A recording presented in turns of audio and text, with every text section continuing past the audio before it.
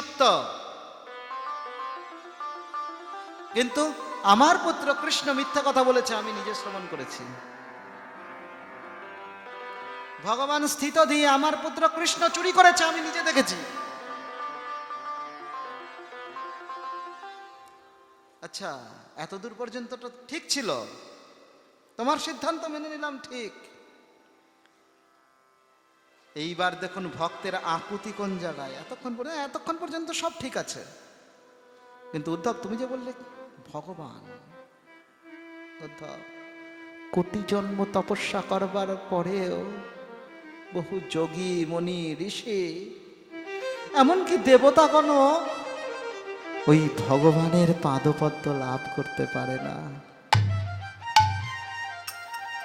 আর তুমি বলছো আমার ঘরে স্বয়ং ভগবান পুত্র রূপে জন্ম নিয়েছিল, আর মাত্র 8 বৎসর 10 মাস বয়সে আমি সেই স্বয়ং ভগবান যে পুত্র রূপে জন্ম নিয়েছিল তাকে আমি মথুরায় পাঠিয়ে দিয়েছি নিজে হাতে। উদ্ধব বলো তো, আমি তো সারা জীবনে কোনো পাপ কর্ম করি নাই, আমার জ্ঞাত মতে কোনোদিন কোনো পাপ করি নাই। আমি জানি না আমার পূর্বজন্মে কোনো পাপ রয়েছে কিনা, কিন্তু এই জন্মে কোনো পাপ করি নাই। উদ্ধব, তোমার ভগবানের পাদপদ্ম যিনি পায় সে তো জন্ম জন্মান্তরের জন্য মুক্ত হয়ে যায়, তাই না?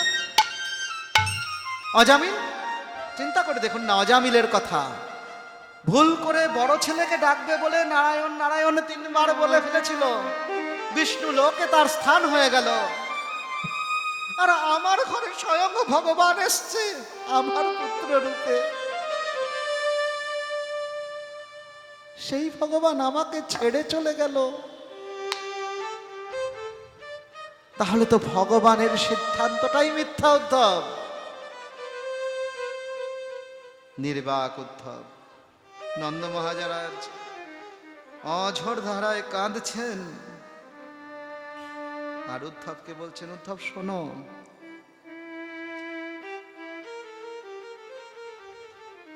কৃষ্ণ যেদিন আমার ঘরে এসেছিল আমি আমার পুত্র রূপেই সেবা করছিলাম। উদ্ধব, তুমি কি একা জানো ভগবান, আমি কি জানি না? কিন্তু যেদিন পুত্র রূপে এসেছিল সেদিন পুত্র রূপেই সেবা দিচ্ছিলাম।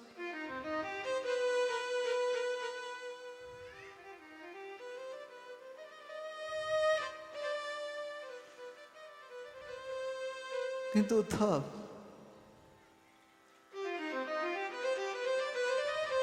জানি না কোন অপরাধে আমি ওই চরণচ্যুত হলাম, আমি জানি না।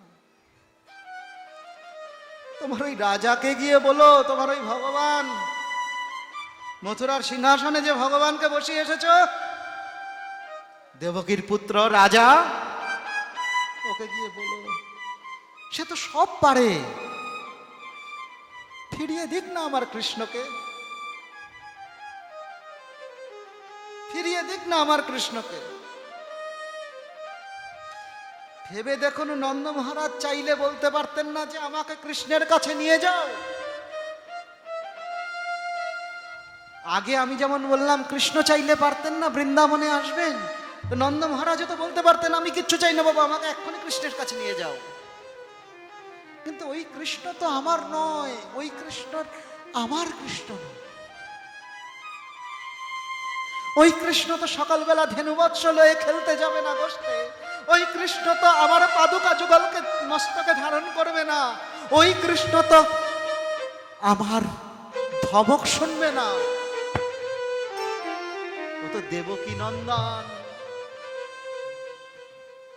ও তো মথুরাধীশ, ও তো ভগবান। আমার কৃষ্ণ ভগবান নয়, আমার পুত্র। সেই রজনীটা কোনো মতে কাটালেন ওইখানে, উদ্ধব মহারাজ কোনো মতে অস্বস্তিতে কাটালেন। পরের দিন প্রভাতে ভগবান বলে দিয়েছেন যে যমুনায় যাবে স্নান করতে। ভগবান বলেছেন কিন্তু চালাকিও করে গেছেন। কি করেছেন? বলছে যাবে যাবে, কোন ঘাটটায় যাবে? যেই ঘাটটা গোপীগণ ব্যবহার করতেন বলে দিয়েছেন ওই ঘাটটাতে যাবে। এবং যাওয়ার আগে তাও বলে দিয়েছে যে প্রতিদিন আমি ওখানে স্নান করতাম, ওইখানে একমাত্র ভগবানই যেতেন, অন্য কোনো পুরুষের স্থান ছিল না ওইখানে। তো উদ্ধব মহারাজও সকালবেলা ঘুম থেকে উঠে গিয়েছেন যমুনায় স্নান করবেন বলে। এখন গোপীগণের স্নানের সময় হয়েছে, উদ্ধব মহারাজ স্নান করে উঠছেন, গোপীগণ আস্তে আস্তে পথে দেখছেন ওই রথখানা দাঁড়িয়ে রয়েছে, দেখতে পেয়েই আলোচনা শুরু করেছেন। মনে করুন একটা কথা বলি, আরো একটু ভালো করে বলি, রাতবিরেতে পাড়ায় যদি হঠাৎ করে পুলিশের গাড়ি ঢোকে, এসে দাঁড়ালো, কারো বাড়িতে দেখা করতেই গেল, দেখা গেল কারোর আত্মীয় আছে, কারো স্বজন আছে, কেউ দেখা করতে গেল, তো তখন সবাই প্রশ্ন করে না কি ব্যাপার, কি হয়েছিল, কেন এসেছিল, তাই না? এরকম আমার বহুবার হয়েছে। আমার পরিচিত বা আমার জানা বা শোনা ভক্ত পুলিশ অফিসার কখনো এসছে, আমার বাড়ির সামনে গাড়িটা দাঁড়িয়েছে, আমাকে বাড়ি থেকে বেরোনো মাত্র পুলিশ এসেছিল কেন ভাই, তাকে এক্সপ্লেন করতে হয়েছে এই বৃত্তান্ত। সেই রকম নন্দ মহারাজ ভগবান যখন ওই গোপীগণের ঘাটের দিকে গিয়েছেন, গোপীগণ দেখতে পেয়েছেন রথখানি, দেখেই চিন্তা করছেন একবার রথ এসেছিল কৃষ্ণকে নিয়ে চলে গেছে, আজ না জানি কি নিতে এসেছে, এবার বোধহয় আমাদের হৃৎপিণ্ডটাই উপড়ে নিয়ে যাবে মথুরায়। এই কথা আলোচনা করতে করতে করতে করতে ঘাটের কাছাকাছি পৌঁছেছেন। সেই মাত্র উদ্ধব মহারাজ স্নান করে উঠেছেন, স্নান করে উঠে যেই মাত্র ব্রজদেবীগণকে দেখেছেন, মানে গোপীগণকে দেখতে পেয়েছেন, ভগবান বলে দিয়েছেন দেখতে পেলেই প্রণাম করবে। উদ্ধব মহারাজ তো ষষ্ঠাঙ্গে প্রণাম। হে ব্রজদেবীগণ, আমার একটা অনুরোধ ছিল, আমাকে ভগবান যেমনটা বলেছেন ঠিক তেমনটাই ঘটছে, আমি স্নান করে উঠলাম, আপনাদের দর্শন পেলাম, তা আমি না একটুখানি রাধারানীর সাথে দেখা করতে চাই। সাহস তো কম নয়, সংবাদ নিচ্ছে অপরিচিত মানুষ, আপনার অবস্থাটা কেমন হবে? তুমি কে ভাই? প্রথম প্রশ্ন, তুমি কে, কোথা থেকে এসছো? ভগবান আমাকে পাঠিয়েছে, আমাকে ভগবান পাঠিয়েছে। ভগবান সেটা কি? মজা দেখুন, দেখেছে মথুরার রথ, জানে মথুরার থেকেই এসছে। আচ্ছা, মথুরা থেকে এসছে, তখন মথুরার রাজকার্য চালাচ্ছে কে? কৃষ্ণ, এটাও জানে ভালো করে গোপীরা। তারা কি জানে না? জানে ভালো করে। জানার পরেও জিজ্ঞাসা করছে ভগবান সেটা আবার কে?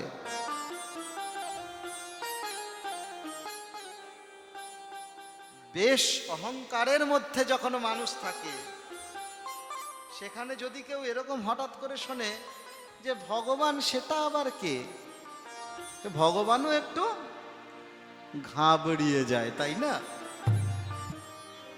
তা আজকে উদ্ধব মহারাজ ঘাবড়ে গেলেন, ভগবানকে, কৃষ্ণকে কি এরা চেনে না? বললেন দেখুন, মথুরা থেকে আমাকে ভগবান কৃষ্ণ কৃষ্ণ বলে দিয়েছে,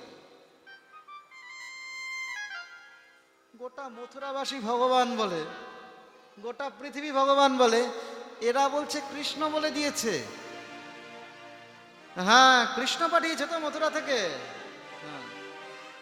তো কি চাই? না, আসলে আমি একটু রাধারানীর সাথে দেখা করতে চাইছিলাম। বলো কি, তোমার সাহস তো মন্দ না। যাও যাও যাও যাও, বিদায় হবে এখান থেকে। ওই তোমার কৃষ্ণ বিষ্ণু যে আছে তাকে বলে দিও রাধারানীর সাথে দেখা টাকা হবে না। আর ওকে বলো এরকম এত দুঃসাহস ভালো নয়, একা পরপুরুষ তুমি বৃন্দাবনে এসে বলছো রাধারানীর সাথে দেখা করবে, এত সাহস তোমাকে কে দিয়েছে? উদ্ধব মহারাজ জানে বুদ্ধিমান তো, সরাসরি একদম ব্রজ গোপীগণের পাটাকে চেপে ধরেছে। হে ব্রজদেবীগণ, ক্ষমা করুন আমাকে, আমার ভুল হয়ে গিয়েছে। আমি কৃষ্ণের কাছ থেকে এসেছি, আমি তার প্রণয় সচিব।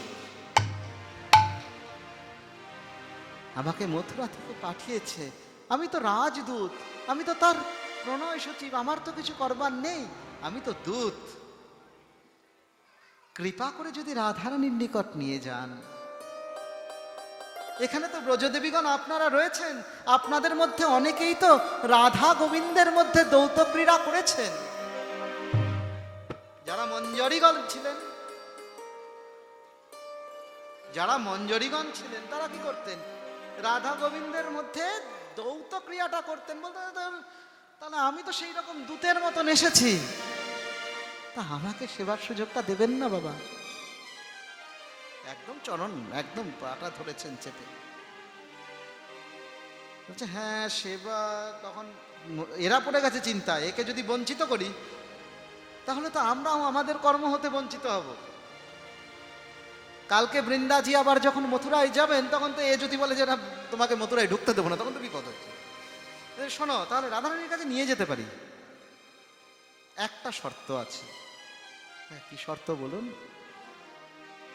শোনো, তোমার এই কৃষ্ণের কোনো কথা গিয়ে ওকে বলতে পারবে না। আমি তো দূত, আমাকে তো বলতেই হবে, আমি তো দূত, আমাকে বলতেই হবে, দূতের কাজ বলা। কৃপা করে নিয়ে চলুন, আমি ওইটুকুনি পৌঁছই। উদ্ধব মহারাজ রাধারানীর বিবরণ জানেন। কেমন বিবরণ? বৃষভানু রাজার কন্যা, যার তার কন্যা নয়, বৃষভানুর কন্যা।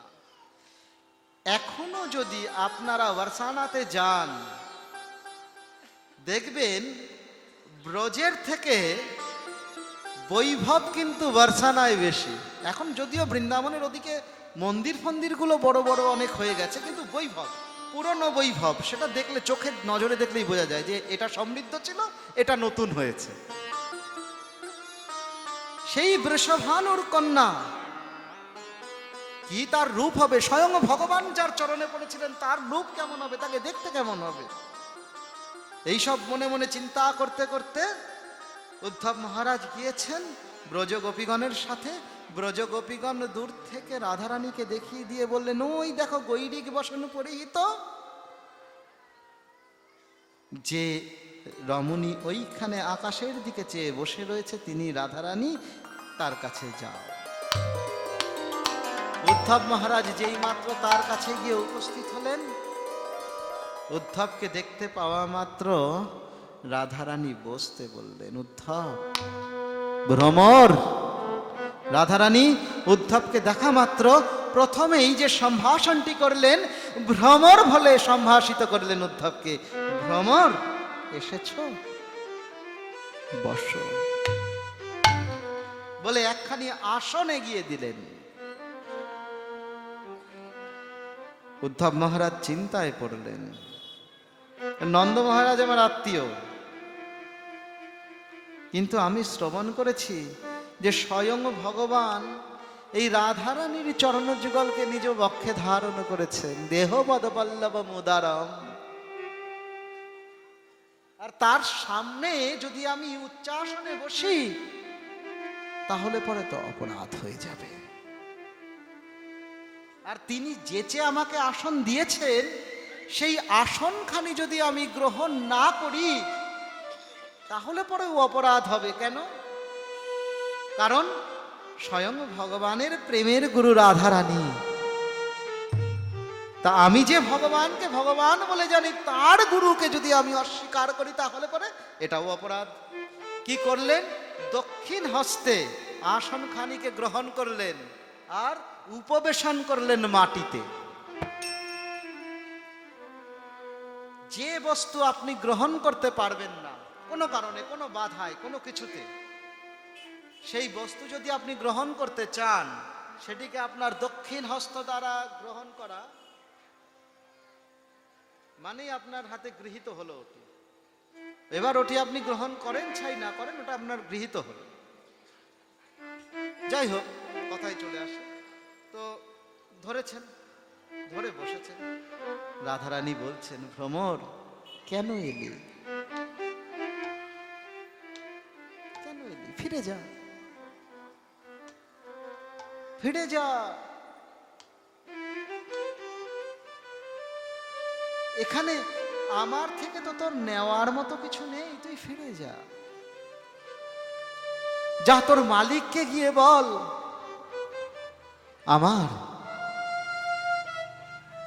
আমার এই পুষ্প মধুহীন পুষ্প, এখান থেকে কিছু নেওয়ার মতো তোর নাই।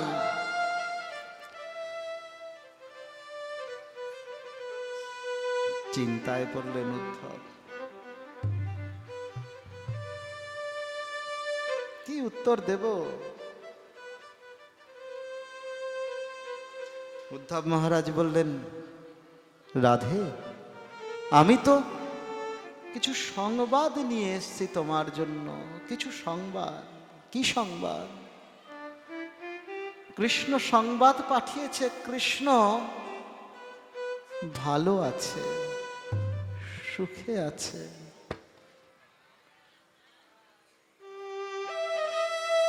কৃষ্ণ সুখে আছে, তাতে আমার কি?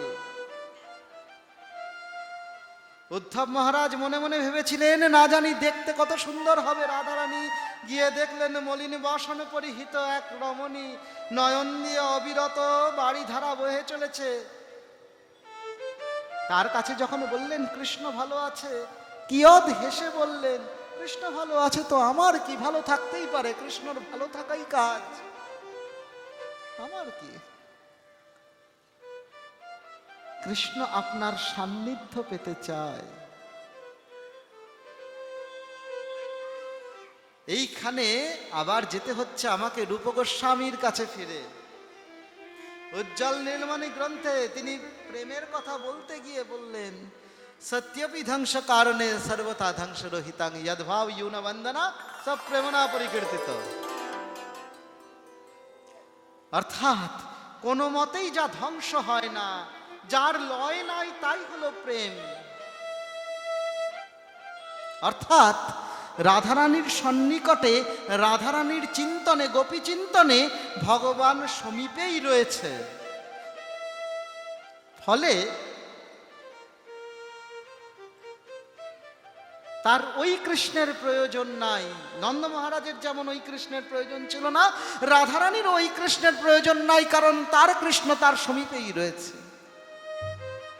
তো উদ্ধব মহারাজ রাধারানীর যখন বুঝিয়ে পারছেন না, রাধারানীর চরণ যুগলকে ধরে উদ্ধব যখন রাধারানীকে এইভাবে বোঝাচ্ছেন, তখন রাধারানী উল্টো বলছে উদ্ধবকে, উদ্ধব তবে শোনো, উদ্ধব আমি ভালোবেসেছিলাম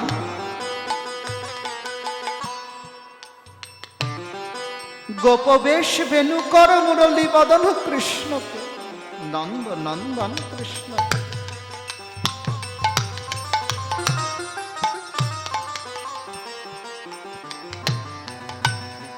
আমি জানি না তার কত ঐশ্বর্য আছে, আমি জানি না তার ভগবত্তা কেমন, আমি জানি না তার অঙ্গ বর্ণ কেমন, আমি জানি না তার স্বরূপ কেমন, তার পাণ্ডিত্য কেমন।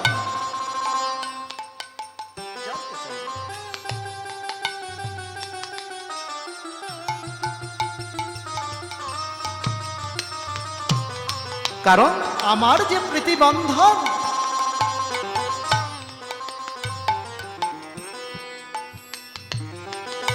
तमाहम परमात्मा यार बुद्ध्यापि संयता यहुर्गुणमय देहं सद्य प्रक्षिण बंधना। মনে পড়ে ওই রাসের রজনীতে যখন তোমার ভগবান আমাকে ডেকেছিল, দেহের পর্যন্ত, দেহের অর্থাৎ আমার প্রাণ নয়, দেহটা পড়ে থেকেছে, আমার আত্মাটা চলে গেছে, যাকে আমরা বলি নির্বিকল্প সমাধি। দেহটা থেকে গেছে, আত্মাটা চলে গিয়েছে। বিছড়ি গেহ নিজই দেহ। যখন রাসলীলা শ্রবণ করবেন শুনতে পাবেন, বিছড়ি গেহ নিজ হি দেহ।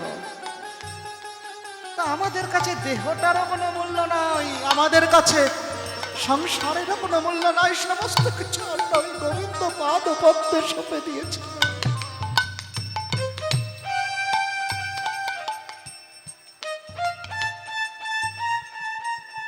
উদ্ধব পারবে ফিরিয়ে দিতে?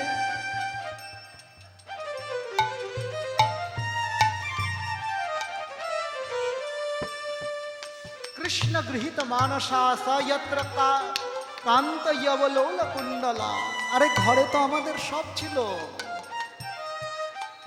আমাদের কি সাধনা ছিল না? আমাদের কি সিদ্ধি ছিল না?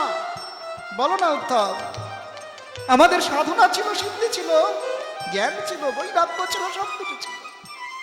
সমস্ত কিছু থাকা সত্ত্বেও এই জীব দেহ ধারণ করে ব্রজের মাটিতে এসেছিলাম ভগবানকে আস্বাদন করব বলে। আমরা কত কত অবসাদে, কত বিরহে এমন ভাবে রয়েছি জানো উদ্ধব।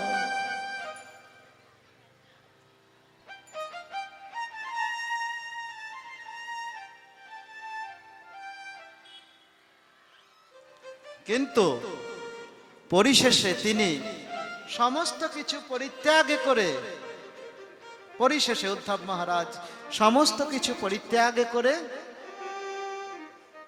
সংসার ত্যাগী হন। বিদুরেরও এই অবস্থা হয়েছিল। যদি কখনো আবার ভবিষ্যতে দেখা হয় আমার সাথে, মনে করাবেন উদ্ধব বিদুর সংবাদ। দুজনেই যখন বেশ গ্রহণ করেছে তারপরে দেখা হয়েছে দুজনের মধ্যে। একজন রাজকর্ম ছেড়ে গেছে আর দুজনেই রাজকর্ম ছেড়ে গেছে। যাই হোক, আধা সদ্ধম সাধনম যস্ব রাধা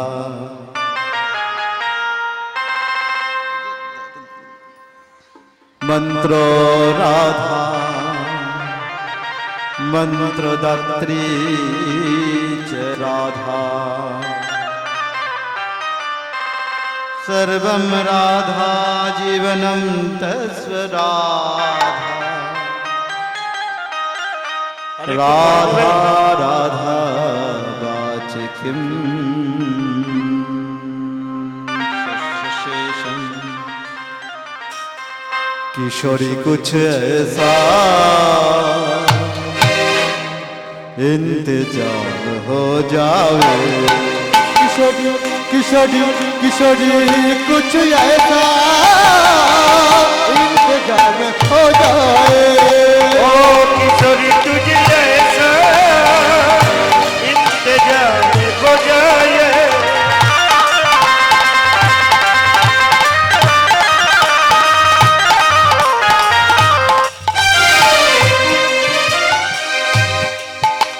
जब गिरते हुए मैंने तेरा नाम लिया है गिरते हुए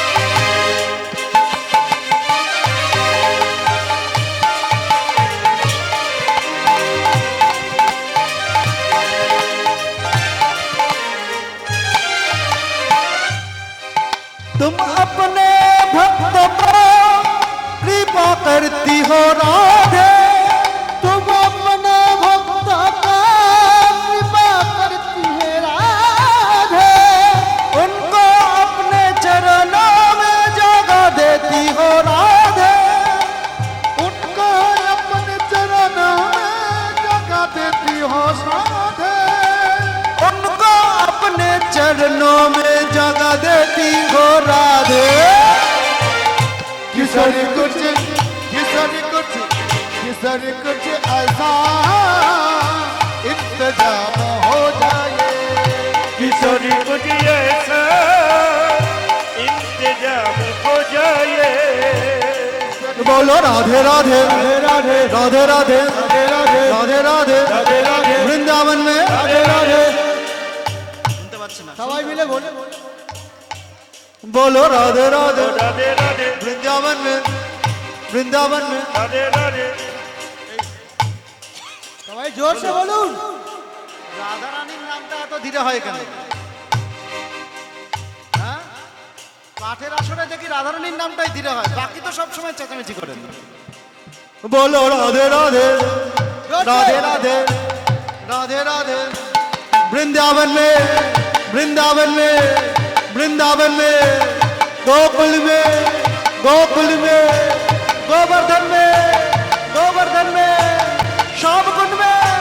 श्याम कुंड में राधा कुंड में राधे राधे राधे राधे राधे राधे वृंदावन में राधे राधे